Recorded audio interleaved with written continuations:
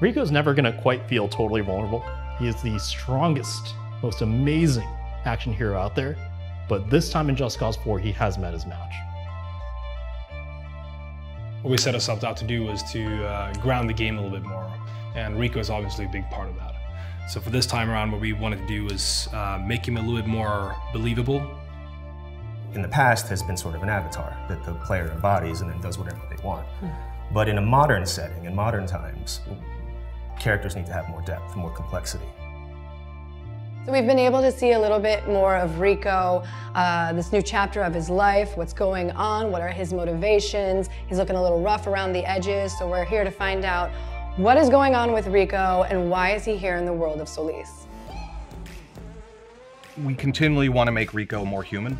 He's not just a Terminator android that runs around doing whatever he wants without consequence.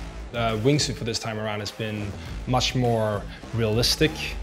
How it works both with Rico, but how it reacts to wind and the world in general. Rico surrounds himself with a cast of characters that are a reflection of parts of Rico that are missing. We all knew we wanted to bring back the badass.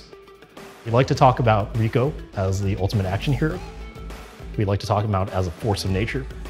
We can't go backwards and all of a sudden decide that bullets and rockets are Rico's weakness. But extreme weather, that sort of changes the game for Rico. That's something he can't necessarily shoot. That's not something he can necessarily blow up. It's something he has to work with others to deal with. Rico is kind of a human tornado in and of himself. So what happens when he runs up against a real tornado? Yeah, usually where Rico goes, there's chaos. Having like tornadoes and hurricanes fit perfectly well into that, adding more chaos. We have thrown quite a lot at him this time around, but it's he hasn't had enough. Rico doesn't feel like this cardboard cutout of a character anymore. Like, he doesn't feel like just your mid-30s action hero. When you look at sort of the action hero pantheon, I think the coolest thing that you can possibly do is see them kind of fall on their ass or get their ass kicked at least once or twice. At the end of the day, he's still an action hero. There's definitely an archetype inherently within that.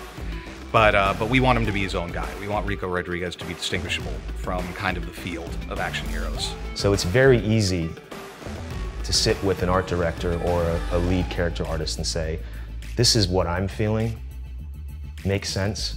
And when you hear them come back to you with, yeah, we're on the same page. All the fantasies and all the stuff that you can't really do yourself, you can always put that on Rico and allow him to do that. Yeah, you know, Rico's presented with an enemy that just on the sheer level of force is greater than he could ever be. But he's still rocking a leather jacket in the jungle, so he's still that guy that you kind of enjoy playing as and you know, taking on the world with.